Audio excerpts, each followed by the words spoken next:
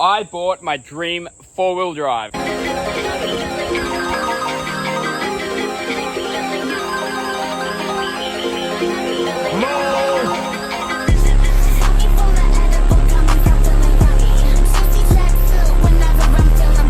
Awesome is that now to say I am stoked for this build is a complete understatement.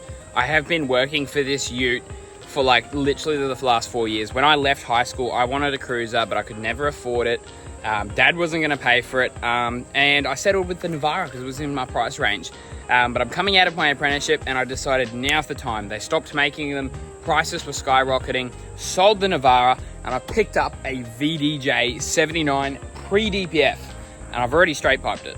It is clean, so I'm giving her a service. That is next week's video. Just because I never serviced the Navara. And I know a lot of people that have Navaras don't really know how to service them. Now, guys with cruisers probably do know how to service them. But regardless, I'm still gonna make the video because right now I don't know how to service it.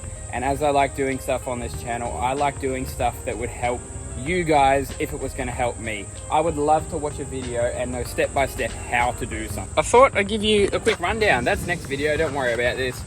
My granddad's just started the lawnmower, so hopefully you can hear me, but let's get into it. She is a 2013 pre-DPF 79 series.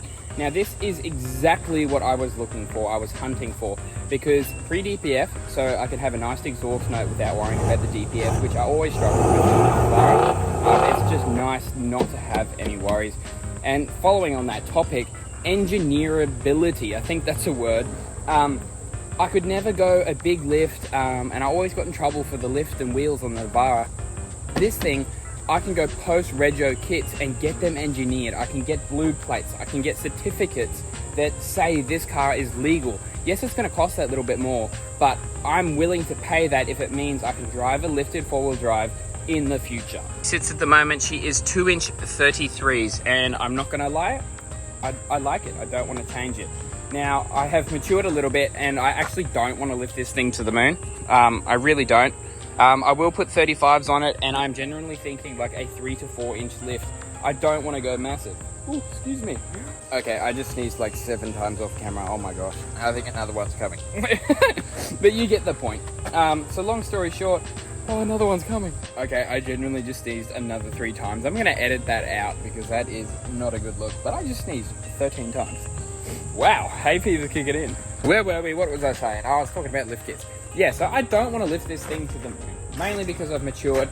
The big lift is not necessary, and like as capable as a 79 is, any other car can go anywhere with a bit of lockers.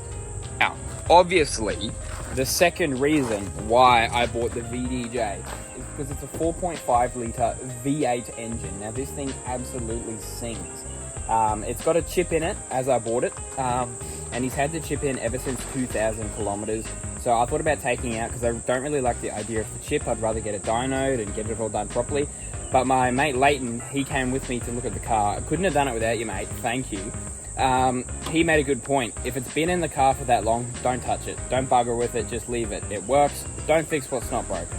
Oh, by the way, I'm absolutely into my sushi at the moment. They're like spicy sushi sheets. My tradie Mitch got me onto them. They are absolutely unreal. Bloody hell, I keep getting distracted today. But this is the interior of the Gold Girl, and as you expect, it's pretty basic.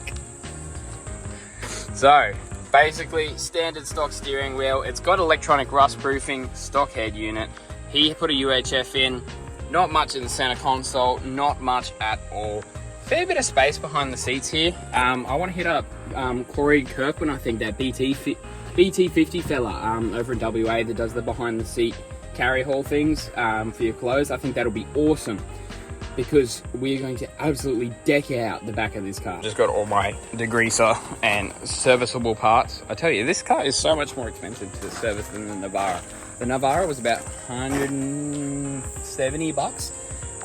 For engine oil, oil filters, cabin filters, all that stuff. Cruisers are just expensive in general. For me blabbering, how schmicko is this tray? Like, it is actually a good tray, but we are going to completely rip this tray off and we're going to put a whole new aluminium tray and canopy on. Now, I'm not sure what company we're going with, but I'd like the tray to end at the end of the chassis here, and the canopy to come about here. So the idea with the canopy and this car is it's going to be a tough tourer. So that's why I'm not lifting it to the moon. But it's just going to be a cracker. We're going to have 2 fridges, air fryer, induction cooking. This thing is going to be a touring setup rig. It does have a big VDJ thong slapper on it. 3-inch straight through. I absolutely love it. But yeah, how's that for tray space, bro? Like, that's a 6-foot ladder. So you can probably get like 7-8 foot out of this tray. Which is one of the reasons I went with the single cab, just pure tray and canopy space. Because, as I said, the intentions with this thing is to tour and travel. I want to go do Cape York. I want to be able to not move for 2 weeks at a time and just have it charging off the solar, a drive here and there, and just be able to cook dino nuggies in the air fryer. That would be my long-term goal. Oh, she's pretty basic. I'm pretty proud of myself. I busted my ass to get this ute. And I'm talking like 11 hours days for like 4 months straight. Towards the end of last year. It was pretty full on. But yeah, here she is. I am so stoked with this thing. It's a fresh start, new year. It's going to be an absolute beast. I'd start it up and rev it and all this stuff, but my neighbors will hate me. They already hated me with the Navara and all the blokes that came down the street with 4Bs. So you won't hear her here, but if you head over to my Instagram, there's a couple videos of it posted. She's a loud girl. Front end is rather basic too. We've got, I think it's like a 40-inch light bar. I'm going to take that off, put my own spotties on. Headlights, I want a synthetic winch compared to this steel one. That's a worn 12,000 pound.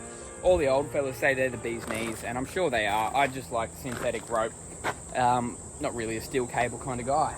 But what do you think? Like, is she pretty? Let me know in the comments. I absolutely love her. Of course, that's going to be biased because I've wanted one for 4 years and I finally got my hands on one. But I just think it's unreal. Completely forgot to mention, twin 90-litre sub tanks. Like, I've got a sub tank under here. So I've got 180 litres of onboard fuel. Now, she does burn a bit more fuel than the Navara. I haven't figured out a fuel economy yet, but I've been flogging it for the past 3 days. So I don't imagine it would be brilliant. But yeah, that is her. So if you want to stick around, you want to see more cool stuff on what I'm going to be doing in this car, everything will be filmed. Like, I'm talking everything, because as much as you guys like to watch it, I like to watch it too and look back on it. I still watch the Navara videos, even though I don't post that much on YouTube, and just go, oh yeah, I remember when I did that. So like, everything from the winch to the spotlights to the headlights to the tray and canopy to the rooftop tent, everything is going to be filmed. I'm so stoked to bring this to you guys. It is a fresh start. When I had the Navara, I started posting about halfway through the build of the car. So you guys only got to see the back end of the build. But now we are technically bone stock. Everything is going to change on this car, and it's all going to be on camera for you guys to watch as I do it, and for us to both enjoy it together. So I am so stoked with this one. I hope you guys enjoy it as much as I do. Chuck us a follow on Instagram, Stuart. I post there every single day except the weekends. That's usually when I have some fun, if I'm not working. But yeah, let us know what you think. Drop a comment. Stick around for next week's video, because I am about to service the old girl and show you what she's made of. You!